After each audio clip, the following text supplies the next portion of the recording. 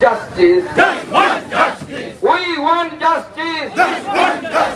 দফা এক দাবি এক দফা এক দাবি এক দফা এক দাবি এক দফা এক দাবি এক।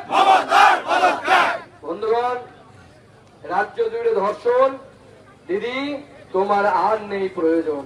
তুমি অনেক দিন হয়েছে, অনেক পরিশ্রম করেছো, অনেক লুট করেছো। আজকে তাই বাংলার মানুষ জেগে উঠেছে। আজকে আমরা হুডকো মোড় থেকে আমাদের বিভিন্ন নেতা, মাননীয় দিলীপ দা এখানে উপস্থিত আছেন। মাঝপথে আমাদের বিরোধী দল নেতা শুভেন্দু অধিকারীকে গ্রেপ্তার করা হয়েছে, কিন্তু তারপরেও তিনটে ব্যারিকেড পার করে আমরা স্বাস্থ্য ভবনের সামনে এসে পৌঁছেছি। এখানে যে ব্যারিকেড আছে কিছুই নেই, বিজেপি ফুললে পুলিশ উড়ে চলে যাবে বিজেপির কর্মীদের এত ক্ষমতা আছে। কিন্তু বিজেপি সেটা করে না। বিজেপি গণতান্ত্রিক পদ্ধতিতে বিশ্বাস করে, কিন্তু পুলিশের কেন এত ভয়? কারণ মনে রাখবে, চোরের মন সবসময় পুলিশ। আমাদের মুখ্যমন্ত্রীর নেতৃত্বে তৃণমূল কংগ্রেস বিধানসভার ভিতরে ঢুকে মুখ্যমন্ত্রী স্বয়ং বিধানসভা ভাঙচুর করেছিলেন। তাই মুখ্যমন্ত্রী সবসময় ভয়ে ভোগেন, বিরোধী হলেই বুঝি ভাঙচুর করবে, আগুন জ্বালাবে।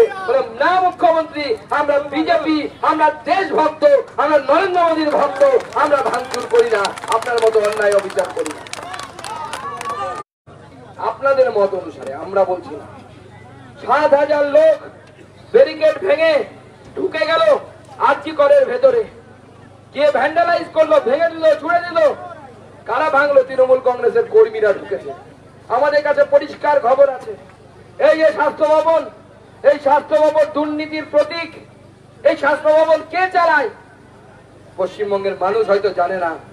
তারা ভাবেন আমাদের মুখ্যমন্ত্রী সাদা শাড়ি পরা, নীল শাড়ি পরা, হাওয়াই চটি পরে একজন মহিলা, তিনি এই স্বাস্থ্য ভবন চালান। তার নিচে আছেন চন্দ্রিমা ভট্টাচার্য, তিনি এমওএস, তিনি চালান। সবাই আপনারা ভুল জানেন, সত্যি কথা কেউ জানেন না। এই স্বাস্থ্য ভবন যদি কেউ চালায়, তিনি ডক্টর এসপিডি চালান। তার দ্বারা এটা চালিত হয়, নেক্সাস দ্বারা চালিত হয়, যিনি মুখ্যমন্ত্রীর একদম কাছের বন্ধু। আমরা এর বেশি আর বাইরে বলি না, কারণ তিনিও একজন মহিলা। আমরা কোনো মহিলার সম্মান নিয়ে টানাটানি করতে চাই। আমি গতকালও বলেছি, আপনারাও খুঁজুন কে ডক্টর শ্যামা বাবা। এই শ্যামা বাবার কারবার কোথা থেকে চলে?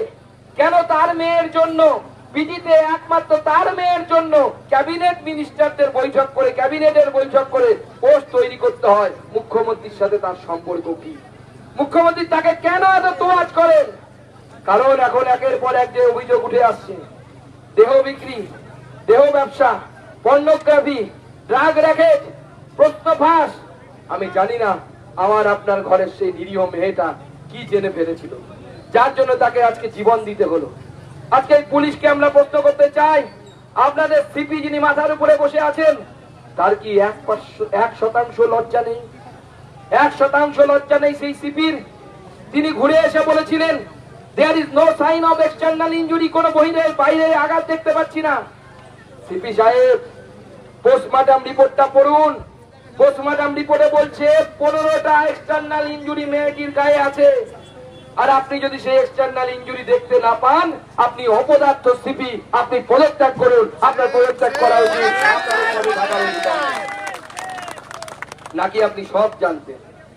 শুধুমাত্র মানুষকে বোকা বানানো, আত্মহত্যা আত্মহত্যা বলে প্রচার করা। কেন এতক্ষণ দেরি হলো এফআইআর করতে?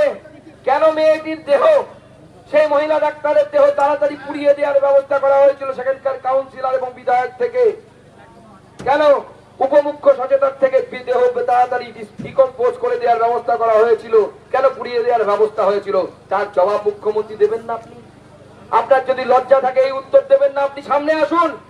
এবং আমরা চাই আপনি সামনে এসে সুপ্রিম কোর্ট যে প্রশ্নগুলো করছে সেই প্রশ্নের জবাব দিন। কারণ এই প্রশ্ন সুপ্রিম কোর্টের প্রশ্ন নয়, বাংলার 10 কোটি মানুষ মুখ্যমন্ত্রীর দিকে আঙুল তুলে এই প্রশ্ন করছে। এই প্রশ্নের জবাব দিন, এই প্রশ্নের উত্তর দিন, না হলে নিজের পথ ছেড়ে চলে যান। আজকে আমাদের কর্মীরা স্লোগান দিচ্ছে, পুলিশ তুমি চিন্তা করো, তোমার মেয়েও, তোমার মেয়েও, তোমার মেয়েও, তোমার মেয়েও। পুলিশ তুমি চিন্তা করো, পুলিশ তুমি চিন্তা করো, পুলিশ চিন্তা চিন্তা করছে কিনা জানি না, আমরা নিচু তলার পুলিশরা হয়তো করছেন, কিন্তু গোটা বাংলার মানুষ চিন্তা করছে।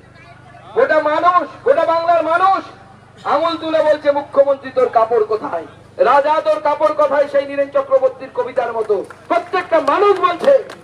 আর মুখ্যমন্ত্রী তিনি দাম কষছেন।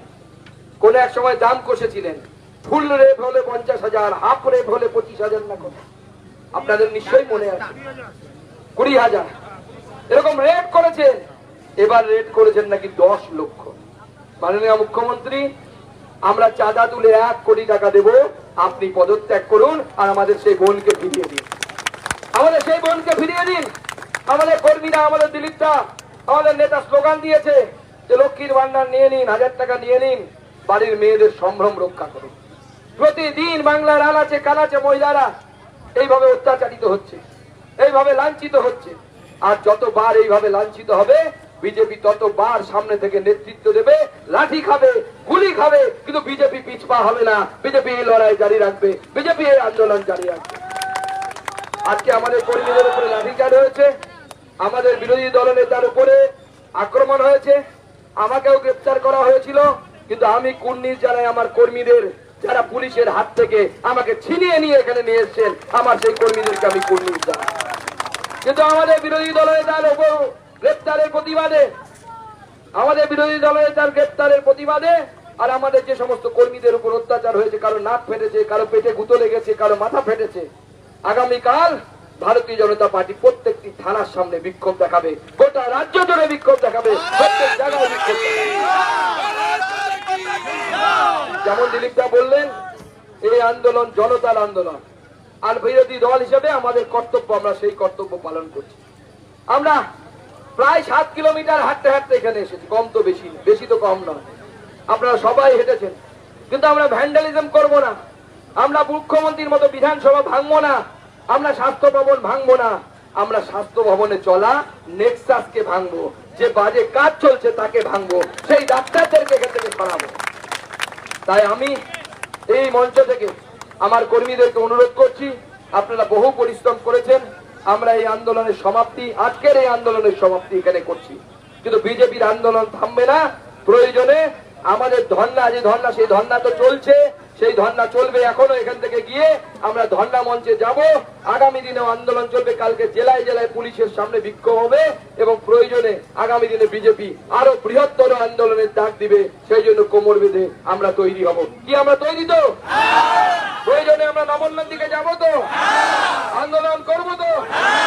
ভারত মাতা কি, ভারত মাতা কি, ভারত মাতা কি। সবাইকে ধন্যবাদ। সবাই শান্তিপূর্ণভাবে নিজের নিজের বাড়িতে ফিরে যাবেন, ধর্ণা মঞ্চেও যাবেন, ধর্ণা মঞ্চ হয়ে তারপরে বাড়িতে ফিরবেন। সবাইকে আন্দোলনে সামিল হওয়ার জন্য ধন্যবাদ। ভারত মাতা কি জয়, বন্দে মাতরম।